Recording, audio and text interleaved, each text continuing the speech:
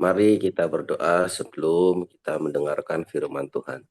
Tuhan, kami siap untuk mendengarkan firman-Mu Tuhan, bahkan kami siap untuk mencerna, bahkan menghayati setiap firman yang Kau sampaikan Tuhan melalui Pak Pastor.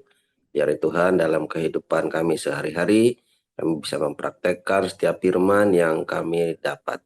Terima kasih di dalam nama Tuhan Yesus Kristus kami siap mendengarkan firman-Mu. Haleluya, amin. Amin. Terima kasih Pak Marwi. Silakan Bu Rosna Baban selanjutnya. Demikian ayat Alkitab pada pagi hari ini. 1 Samuel 20. Maka larilah Daud dan Nayot dekat Rama. Sampailah ia kepada Jonatan lalu berkata, apakah yang telah kuperbuat? Apakah kesalahanku dan apakah dosaku terhadap ayahmu sehingga ia ingin mencabut nyawaku? Tetapi Jonatan berkata kepadanya, jauhlah yang demikian itu. Engkau tidak akan mati dibunuh. Ingatlah, ayahku tidak berbuat sesuatu, baik perkara besar maupun perkara kecil, karena tidak menyatakannya kepadaku. Mengapa ayahku harus menyembunyikan perkara ini kepadaku? Tidak mungkin. Tetapi Daud menjawab, katanya, ayahmu tahu benar bahwa engkau suka kepadaku. Sebab itu pikirnya, tidak boleh Jonatan mengetahui hal ini. Nanti ia bersusah hati. Namun demi Tuhan yang hidup dan demi hidupmu, hanya satu langkah jaraknya antara aku dan maut. Jonatan berkata kepada Daud, apapun kehendak hatimu, aku akan melakukannya bagimu. Lalu kata Daud kepada Yonatan, kau tahu besok bulan baru, maka sebenarnya aku harus duduk makan bersama-sama dengan raja. Jika engkau membiarkan aku pergi, maka aku akan bersembunyi di padang sampai lusa petang. Apabila ayahmu menanyakan aku, haruslah kau katakan, Daud telah meminta dengan sangat kepadaku untuk pergi dengan segera ke Betlehem, kotanya, karena di sana ada upacara pengorbanan tahunan bagi segenap kaumnya. Jika begini dikatakannya, baiklah, maka hambamu ini selamat. Tetapi jika amarahnya bangkit dengan segera, ketahuilah bahwa ia telah mengambil keputusan untuk mendatangkan celaka. Jika demikian, tunjukkanlah kesetiaanmu kepada hambamu ini, sebab engkau telah mengikat perjanjian di hadapan Tuhan dengan hambamu ini. Tetapi jika ada kesalahan padaku, engkau sendirilah membunuh aku. Mengapa engkau harus menyerahkan aku kepada ayahmu? Tetapi jawab Jonatan, jauhlah yang demikian itu. Sebab jika aku ketahui dengan pasti bahwa ayahku telah mengambil keputusan untuk mendatangkan celaka kepadamu, maka aku tidak memberitahukannya kepadamu. Lalu bertanyalah Daud kepada Yonatan, siapakah yang akan memberitahukan kepadaku apabila ayahmu menjawab engkau dengan keras? Kata Yonatan kepada Daud, marilah kita keluar ke padang. Maka keluarlah keduanya ke padang. Lalu berkatalah Yonatan kepada Daud, demi Tuhan Allah Israel, besok atau lusa, kira-kira waktu ini, aku akan memeriksa perasaan ayahku. Apabila baik keadaannya bagi Daud, masakan aku tidak akan menyuruh orang kepadamu dan memberitahukannya kepadamu? Tetapi apabila ayahku memandang baik untuk mendatangkan celaka kepadamu, beginilah kiranya Tuhan menghukum Yonatan, bahkan lebih daripada itu. Sekiranya aku tidak menyatakannya kepadamu dan membiarkan engkau pergi, sehingga engkau dapat berjalan dengan selamat. Tuhan kiranya menyertai engkau seperti ia menyertai ayahku dahulu. Jika aku masih hidup, bukankah engkau akan menunjukkan kepadaku kasih setia Tuhan? Tetapi jika aku sudah mati, janganlah engkau memutuskan kasih setiamu terhadap keturunanku sampai selamanya. Dan apabila Tuhan melenyapkan setiap orang dari musuh Daud dari muka bumi, janganlah nama Yonatan terhapus dari keturunan Daud, melainkan kiranya Tuhan menuntut balas daripada musuh-musuh Daud. Dan Yonatan menyuruh Daud sekali, lagi bersumpah demi kasihnya kepadanya, sebab ia mengasihi Daud seperti dirinya sendiri. Kemudian berkatalah Yonatan kepadanya, besok bulan baru, maka engkau nanti akan ditanyakan, sebab tempat dudukmu akan tinggal kosong. Tetapi lusa engkau pasti akan dicari. Engkau harus datang ke tempat engkau bersembunyi pada hari peristiwa itu, dan duduklah dekat bukit batu. Maka aku akan memanahkan 3 anak panah ke samping batu itu, seolah-olah aku membidik sesuatu sasaran. Dan ketahuilah, aku akan menyuruh bujangku, pergilah mencari anak-anak panah itu. Jika tegas kukatakan kepada bujang itu, lihat, anak-anak panah itu lebih kemari, ambillah, maka datanglah. Sebab demi Tuhan yang hidup, engkau selamat dan tidak ada bahaya apa-apa. Tetapi jika begini kau katakan kepada orang muda itu, lihat, anak-anak panah itu lebih ke sana, maka pergilah, sebab Tuhan menyuruh engkau pergi. Tentang hal yang kita janjikan itu, antara aku dan engkau, sesungguhnya Tuhan ada di antara aku dan engkau sampai selamanya. Demikian.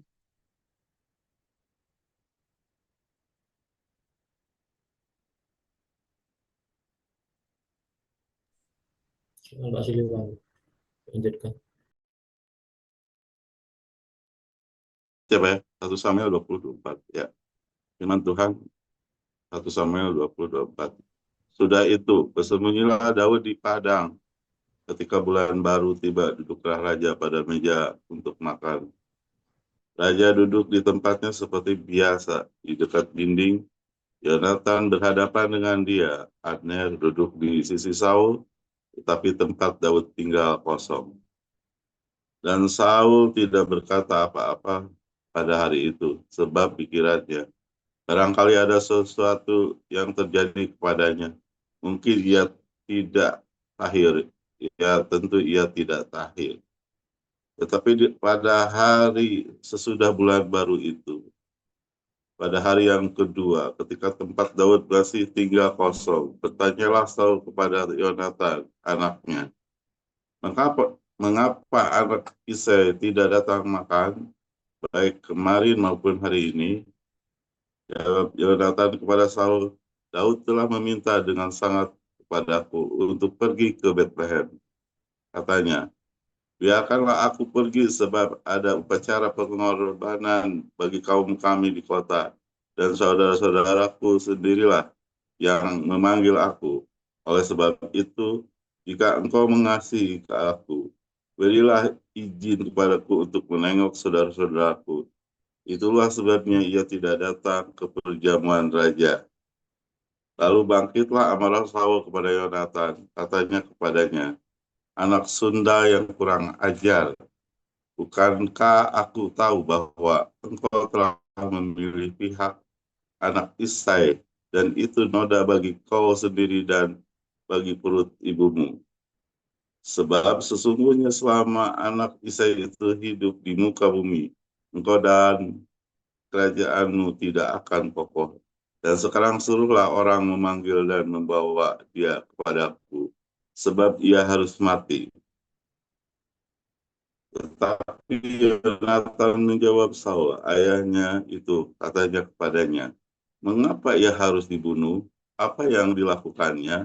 Lalu Saul melemparkan tombaknya kepada Yonatan untuk membunuhnya. Maka tahulah Yonatan bahwa ayahnya telah mengambil keputusan untuk membunuh Daud. Sebab itu Yonatan bangkit dan meninggalkan perjamuan itu dengan kemarahan yang menyala-nyala. Pada hari yang kedua bulan baru itu ia tidak makan apa-apa, sebab ia bersusah hati karena Daud, sebab ayahnya telah menghina Daud. Pada waktu pagi keluarlah Yonatan ke padang bersama-sama seorang budak kecil sesuai dengan janji kepada Daud. Berkatalah ia kepada budaknya, larilah, carilah anak-anak panah yang kupanahkan. Baru saja budak itu berlari, maka Yonatan melepaskan sebatang anak panah lewat kepala budak itu. Ketika budak itu sampai ke tempat letaknya anak panah yang dilepaskan Yonatan itu, Maka bersuara yang datang dari belakang budak itu, katanya, bukankah anak panah itu lebih ke sana? Kemudian berserulah Yonatan dari belakang budak itu, ayo cepat, jangan berdiri saja. Lalu budak Yonatan memukul anak panah itu dan kembali kepada tuannya. Tetapi budak itu tidak tahu apa-apa. Hanya Yonatan dan Daudlah yang mengetahui hal itu. Sesudah itu Yonatan memberikan senjata kepada budak yang menyertai dia dan berkata kepadanya, pergilah, bawalah ke kota. Maka pulanglah budak itu. Lalu tapilah Daud dari sebelah bukit batu. Ia sujud dengan mukanya ke tanah dan menyembah 3 kali. Mereka bercium-ciuman dengan bertangis-tangisan. Akhirnya Daud dapat menahan diri. Kemudian berkatalah Yonatan kepada Daud, pergilah dengan selamat. Bukankah kita berdua telah bersumpah demi nama Tuhan? Demikian, Tuhan akan ada di antara aku dan engkau, serta di antara keturunanku dan keturunanmu, sampai selamanya. Setelah itu, bangunlah Daud dan pergilah, dan Yonatan pun pulang ke kota. Baik, saya sambung. Yohanes 15 ayat 1. Akulah pokok anggur yang benar, dan Bapakulah pengusahanya. Setiap ranting padaku yang tidak berbuah dipotongnya, dan setiap ranting yang berbuah dibersihkannya, supaya ia lebih banyak berbuah. Kamu memang sudah bersih karena firman yang telah kukatakan kepadamu. Tinggallah di dalam aku, dan aku di dalam kamu. Sama seperti ranting tidak dapat berbuah dari dirinya sendiri, kalau ia tidak tinggal pada pokok anggur. Demikian juga kamu tidak berbuah, jikalau kamu tidak tinggal di dalam aku. Akulah pokok anggur, dan kamulah ranting-rantingnya. Barang siapa tinggal di dalam aku, dan aku di dalam dia, ia berbuah banyak. Sebab di luar aku kamu tidak dapat berbuat apa-apa. Barang siapa tidak tinggal di dalam aku, ia dibuang keluar seperti ranting dan menjadi kering, kemudian dikumpulkan orang dan dicampakkan ke dalam api, lalu dibakar. Jikalau kamu tinggal di dalam aku, dan firman-Ku tinggal di dalam kamu, mintalah apa saja yang kamu kehendaki, dan kamu akan menerimanya. Dalam hal inilah Bapa-Ku dipermuliakan, yaitu jika kamu berbuah banyak, dan dengan demikian kamu adalah murid-murid-Ku. Seperti Bapa telah mengasihi aku, demikianlah juga aku telah mengasihi kamu. Tinggallah di dalam kasih-Ku itu. Jikalau kamu menuruti perintah-Ku, kamu akan tinggal di dalam kasih-Ku, seperti aku menuruti perintah Bapa-Ku dan tinggal di dalam kasih-Nya. Semuanya itu kukatakan kepadamu, supaya sukacitaku ada di dalam kamu, dan sukacitamu menjadi penuh. Inilah perintahku, yaitu supaya kamu saling mengasihi, seperti aku telah mengasihi kamu. Tidak ada kasih yang lebih besar daripada kasih seorang yang memberikan nyawanya untuk sahabat-sahabat. Kamu adalah sahabatku jika kamu berbuat apa yang kuperintahkan kepadamu. Aku tidak menyebut kamu lagi hamba, sebab hamba tidak tahu apa yang diperbuat oleh tuannya. Tetapi aku menyebut kamu sahabat, karena aku telah memberitahukan kepada kamu segala sesuatu yang telah kudengar dari Bapakku. Bukan kamu yang memilih aku, tetapi akulah yang memilih kamu. Dan aku telah menetapkan kamu, supaya kamu pergi dan menghasilkan buah. Dan buahmu itu tetap, supaya apa yang kamu minta kepada Bapa dalam namaku diberikannya kepadamu. Inilah perintahku kepadamu. Kasihlah seorang akan yang lain. Firman Tuhan. Terima kasih. Amin. Terima kasih untuk Pak Dr. Bu Ros, Pak Siliwangi, Bu Lucy. Baik itu, mari kita bersiapkan hati kita untuk mendengarkan firman Tuhan. Silakan, Pastor Paul.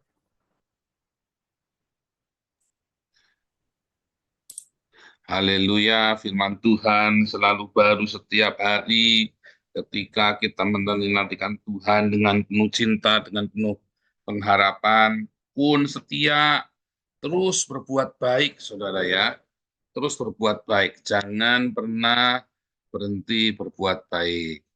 Karena ketika Anda berhenti berbuat kebaikan, maka selalu ada kejahatan di sana.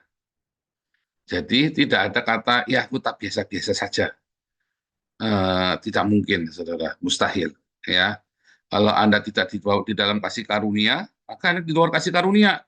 Kalau Anda di dalam kasih karunia, ya Anda pasti selalu ingin berbuat baik. Tandanya Anda sedang di luar kasih karunia, hatimu tuh nggak kepingin bikin baik tuh. Tanda kamu tidak ada di dalam kasih karunia, kamu tuh kamu nggak ingin bikin baik. Ya, saudara ya. Ya kan? Hanya simple, ya. Tandanya kamu di rumah hangat, di luar kehujanan, saudara ya. Kamu di luar tapi tidak kehujanannya tidak bisa, ya pasti kehujanan, pasti basah. Ya, pasti basah kalau di luar.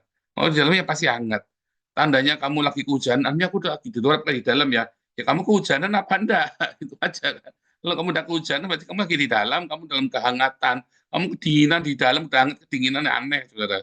Di sini hangat kita di dalam. Di luar dingin sekali ya. Di luar berapa nih minusnya nih? Empus. Dingin banget ini. Berapa nih hari ini minusnya? Berapa tuh? Wah, minus hari ini berapa nih? 4 derajat ya? Ini 5 grad, Pak. 5 ya. Hari ini 5 ya. Dingin. Di luar dingin sekali. Ya, gitu ya, saudara ya. Walaupun sudah pakai baju hangat juga tetap dingin. Ya, main di dalam kehangatan kasih Tuhan ya, saudara ya. Nah, saudara, kalau kamu ada di dalam kasih karunia Tuhan selalu, saudara, maka kamu tahu hatinya Tuhan. Ya, orang-orang yang ada di rumah itu tahu hatinya, yang punya hatinya setiap orang kita, saudara ya. Kita ada di dalam satu keluarga kerajaan Allah. Maka kita mengenal hatinya Tuhan. Ya, kita belajar tahu hatinya Tuhan. Kalau kita tidak tahu hatinya Tuhan, maka kita kan ada di luar itu, saudara. Maka kita kan tidak melakukan apa yang Tuhan kehendaki. Dan biasanya akhirnya kamu hilang. Karena kamu tidak ingin mengenal hatinya Tuhan. Kamu bisa tinggal di rumah serumah dengan dengan istrimu, dengan yang kamu ini ya, yang kamu kepengen sama siapa dulu. Tapi kamu tidak tahu hatinya, saudara. Dan kamu tidak mengenal, sehingga kamu nggak bisa jadi soulmate. Mengapa suami istri nggak bisa jadi soulmate? Karena kamu enggan mengenal. Ya, kamu takut, ya kan? Suami takut untuk tahu isi hatinya istrinya, atau istri takut, atau terlalu curiga, overthinking. Ya, seorang suami, ya dia belajar bukan untuk tahu supaya dia tahu seperti dia jadi punya pengetahuan untuk tricky. Nah, kebanyakan suami bukan ingin mengetahui hati istrinya, tapi ingin tahu pikiran istrinya, saudara.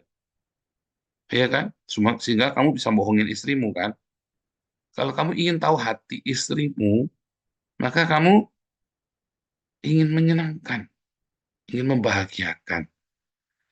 Istri-istri pengen tahu pikiran suaminya, supaya apa? Bisa ngakali duitnya, saudara. Ya kan?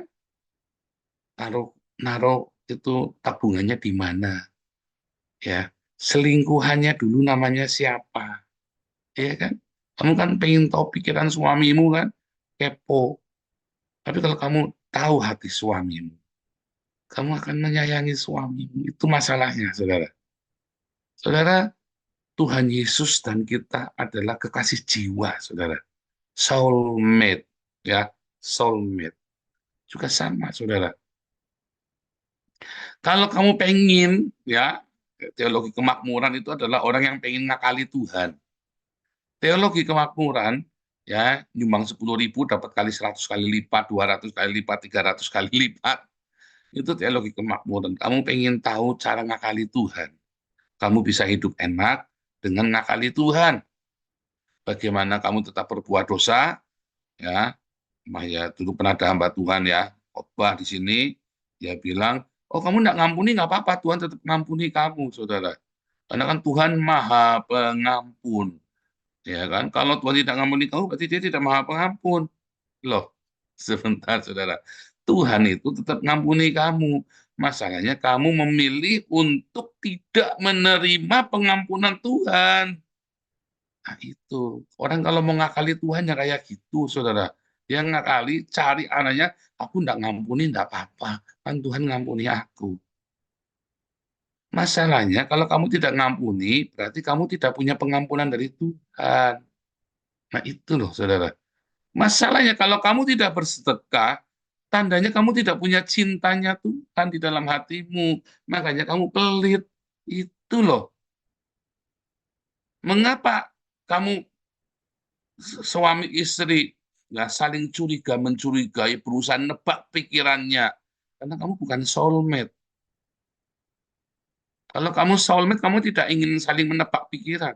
Yang penting aku tahu hatimu. Mulai dari hati dulu, saudara. Coba kamu, ya, ketahui hati pasanganmu. Maka kalau kamu tahu hati pasanganmu, pikirannya kamu dapatkan, saudara. Tanpa kamu pengen cari tahu, maka pasanganmu akan mencurahkan pikirannya kepadamu, saudara. Ya. Kalau kamu ngakali kan, kamu pengen tahu kan, dipancing-pancing kan? Ya enggak? Kamu lempar umpan, saudara. Benar enggak? Kamu bikin apa? Memancing apa namanya? Test the water kan? Pura-pura ting, pura-pura kamu pakai WhatsApp, WhatsApp, ya, kasih nama, ya, misalnya nih kasih nama Tina gitu kan. Ting, siapa Tina? Wah, istri kamu lah udah megar-megar. Halo, Say, apa kabar? Ya, kasih nama Tina, padahal kamu ngirim sendiri pakai handphone satunya, kamu simpan, saudara, ya kan? Kamu kan mancing, pengen tahu pikiran istrimu, saudara. Sama ya, si istri juga sama ya.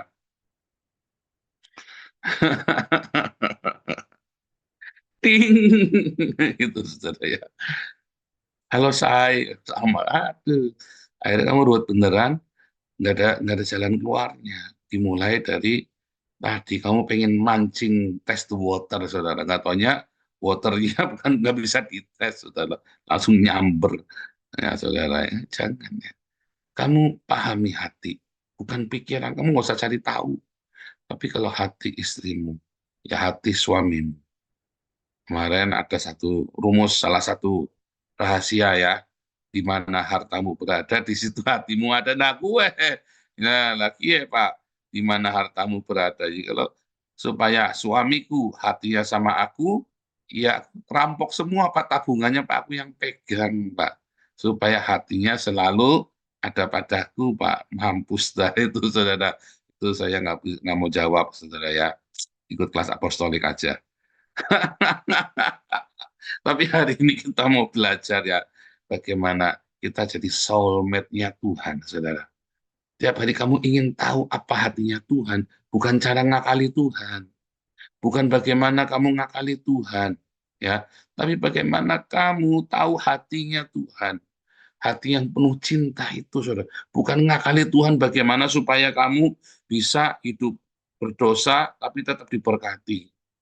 Bagaimana kamu tetap cabul, bagaimana kamu tetap kikir, tapi kamu diberkati. Itu namanya ngakali Tuhan. Ya, itu orang-orang Tionghoa itu paling suka tuh ngakali Tuhan, saudara, ya. Orang Islam juga sama ya, kamu bikin dosa yang banyak, yang penting sedekahnya yang banyak. Bukan sedekah, bikin masjid yang banyak. Bukan sedekah, saudara, tapi bikin masjid dakwahnya yang banyak untuk Islam. Kalau kamu berjasa untuk Islam, maka kamu nanti diampuni dosanya. Gereja Katolik pernah terjebak dalam hal itu ya, saudara ya. Surat pengampunan dosa itu ya. Kalau kamu bayar nyumbang ke gereja, dosanya diampuni. Agama itu ngajari kita ngakali Tuhan, saudara. Ya, agama itu ngajari kita jahat, ngakali Tuhan. Tetapi kasihnya Tuhan Yesus itu mengajarkan kepada kita bagaimana hati kita berpaut sama hatinya Tuhan. Ya, bagaimana hati kita berpaut selalu dengan hatinya Tuhan. Bagaimana caranya hatinya kita selalu berpaut sama Tuhan. Di mana hartamu berada, di situ hatimu ada. Kalau hartamu pada istrimu, hatimu pasti sama istrimu, saudara. Kalau hartamu ada pada orang miskin, maka hatimu sama Tuhan. Itu masalahnya. Makanya untuk menjadi soulmate dengan Tuhan, selalu dari kisah tentang Adam dan Hawa sampai dengan Wahyu, ceritanya sedekah. Untuk kamu bisa jadi soulmate-nya Tuhan. Ya, kisahnya selalu ceritanya apa? Memberi makan, saudara. Ceritanya selalu memberi makan. Ya, bagaimana Yusuf memberi makan seluruh dunia. Dan itu yang menjadi nubuatan buat saya ya, memberi makan seluruh dunia. Hari ini kita kasih makan Den Haag, saudara. Ya kan? Dari cerita Musa memberi makan ya orang-orang asing, perpuluhan itu untuk ngasih makan orang asing, saudara. Minimum 10% dari penghasilanmu itu harus kamu berikan untuk sedekah. Bukan buat gereja, buat sedekah. Ya. Dari zaman para raja, dari zaman bahkan para rasul pun, Yohanes Pembaptis pun, ketika bertobatlah kerajaan Allah sudah dekat. Apa yang harus kami lakukan? Yang punya dua pakaian, dibagi kepada yang tidak punya pakaian. Yang punya makanan berbagi roti. Yang punya roti berbagilah. Ya, diakonia, saudara. Yesus pun mengajarkan diakonia. Para rasul pun mengajarkan diakonia. Penting sekali di akhir zaman pun Anda yang punya pakaian pesta adalah Anda yang bersedekah, saudara. Anda yang berpakaian pesta adalah yang bersedekah. Ya, makanya, saudara, untuk kamu bisa mengerti hatinya Tuhan, belajarlah bersedekah. Nah, untuk kamu merasakannya, mulailah dengan tanganmu sendiri. Kamu masak, kamu bikin dibungkus, kamu yang kasih, atau kamu beli bungkusan, kamu kasih. Selalu siapkan, saudara ya, makanan. Entah itu makanan kaleng, entah apa di mobilmu. Kalau ada orang yang nggak mampu, kamu kasih nih buat kamu. Kalau kami dulu selalu siapin susu ultramilk gitu lah, apa namanya itu ya. Selalu di box ya, entah Frisian, Flex lah, apa lah mereknya ya. Saya selalu di mobil. Jadi selalu di tikungan itu, begitu berhenti, anak-anak kan pada ngemis. Saya nggak pernah kasih uang. Saya selalu bagi, ada berapa? 10. Langsung cepat kita kasih 10 nih. Bagi ya. Anak-anak itu seneng, saudara. Anak-anak itu butuh manis-manis ya, seneng ya. Butuh coklat. Butuh apa, saudara? Oh, moodnya mereka jelek, saudara ya. Moodnya mereka jelek. Makanya saya suka simpan, dan kadang-kadang saya punya silver queen juga ya. Ada berapa tuh anak-anaknya? Ya, ada 5, saya kasih 5 di silver queen, saudara. Mereka makan silver queen itu. Saya kalau kasih uang, uangnya dirampas sama bosnya, ya kan? Jadi kalau kamu kasih susu, kasih itu kan dimakan langsung sama dia, cepetan. Itu ya, saudara ya. Jadi dimulai dari tanganmu yang memberikan, saudara. Tanganmu sendiri. Bagus kamu nyumbang ke Damaris, saya dukung. Nyumbang ke Damaris. Tapi paling penting kamu juga bersedekah. Luangkan dengan tanganmu, kamu kasih. Luangkan waktu, saudara. Itu penting. Penting ya, saudara ya. Nanti lama-lama kamu belajar bersedekah. Ya, dan meresponi, saudara ya. Meresponi setiap fitnahan-fitnahan. Meresponi setiap masalah-masalah. Dengan caranya Tuhan. Dengan caranya Tuhan. kalau Tuhan Yesus yang ngalamin itu kira-kira gimana? Kamu selalu pikir gitu. Kalau kamu difitnah, kalau kamu ada masalah, ada gesekan, kamu selalu pikir kalau Tuhan Yesus menghadapi itu, apa yang dia lakukan ya? Karena gitu nggak, saudara? Saya mah gitu ya sekarang ya. Setiap kali ada apa-apa, bentar saya diem. Supaya jangan konyol kan, saya diem. Kalau Tuhan Yesus ada di posisi saya, apa yang dia lakukan ya? Disitulah saya belajar kenal hatinya Tuhan Yesus. Dan lama-lama ya kemudian saya mengerti jadi soulmate sama Tuhan Yesus. Makanya kita bisa ngerti. Makanya setiap doa kita dikabulkan. Ya, saudara ya. Mengapa setiap doa kita dikabulkan, saudara? Karena soulmate. Yohanes 15 berkata tadi, saudara ya. Berdoalah ya. Kalau kamu tinggal di dalam aku di dalam kamu. Artinya kita tahu soulmate, saudara. Suami istri yang aku di dalam kamu, kamu di dalam aku, dia soulmate, saudara. Hatinya klop, tik gitu. Mungkin pikirannya dia bisa cekcok, dia bisa bertengkar. Saya sama anak ribut, saudara ya. Misalnya apa nih? Misalnya kita lagi nggak suka, ada yang orang yang nggak benar gitu kan. Anak kan punya pemikiran sendiri, saya punya pemikiran, kita klopin, ya kita bisa ribut. Tapi selalu klik karena soulmate, ya. Sehingga ketika ada sesuatu, saya percaya, mempercayakan hidup saya kepada anak mempercayakan hidupnya kepada saya. Isi saya begitu, kepada saya juga sama ya. Karena soulmate. Nah, demikian juga dengan Bapa kita di sorga. Ya, kalau kita soulmate dengan anaknya Yesus Kristus, apapun dikasih, saudara. Mengapa setiap permohonan doaku dikabulkan oleh Tuhan? Saya juga tidak sembarangan. Ya, kalau berdoa, saya tahu apa yang menjadi keinginan soulmate-nya saya, saudara. Itu. Masalahnya kita tidak soulmate sama Tuhan. Ya karepmu, saudara, kamu maunya ngakali Tuhan. Nah, itu haram jadah, saudara. Tuhan bilang ke doa, Tuhan minta, nah, mintanya karu-karuan. Ya tidak bisa, kamu tidak tahu hatinya Tuhan. Bahkan ketika kamu minta untuk pelayanan loh, ini kan baik Tuhan, kita buat bangun gereja. Emang Tuhan mau kamu bangun gereja?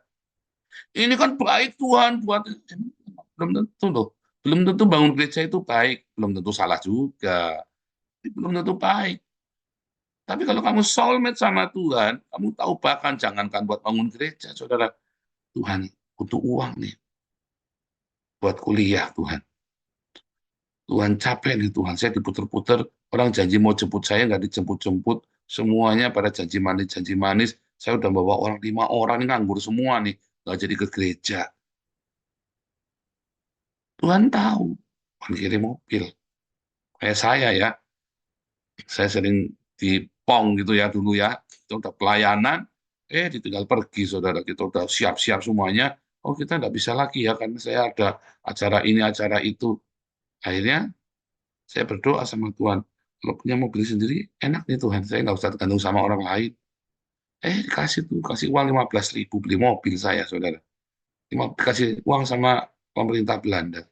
Beli mobil. Makanya saya dari kemarin mau jual nggak jadi-jadi, karena saya keinginan itu mobil dari Tuhan, saudara. Jadi saya kemarin sudah laku mau dijual, terus kepikiran lagi, aduh ini Tuhan yang kasih ya dulu ya. Saya tidak jadi, padahal ini kan mobil tua ya, tahun 2009. Ya nggak mogok juga, cuman maksudnya kita saatnya bisa buat 7 orang. Aduh, ini mobil dari Tuhan, Tuhan kasih ini pasti ada tujuannya, ada maksudnya. Nggak jadi, saudara. Karena saya berpikir ini dari Tuhan. Nggak serak artinya, saudara ya. Walaupun kepengen, dapat 7 penumpang enak, kita nggak perlu sewa mobil, nggak perlu lainnya ya. Belum tentu nanti mobil itu nanti baik mobilnya, ya bisa dandan terus, repot. Ini mobil kita jarang dandan, enak mobilnya. Jadi kita juga tahu, tunggu, bentar kalau memang dari Tuhan, biarkan dulu kita tunggu saja sebentar. Akhirnya nggak jadi dijual sampai sekarang. Karena saya merasa itu dari Tuhan, saudara ya. Nah itu sama, saudara ya. Saya, kalau kamu dari Tuhan, bahkan untuk hal-hal yang pribadi pun, karena kamu sudah soulmate sama Tuhan, pengen nggak soulmate sama Tuhan kamu, saudara? Ya kan? Petrus di Yohanes 13 ya, Guru aku mau mati bagimu, gundulmu peang, katanya Tuhan Yesus kan. Ya kan, dalam Yohanes 13 kan, Guru aku mau mati bagimu.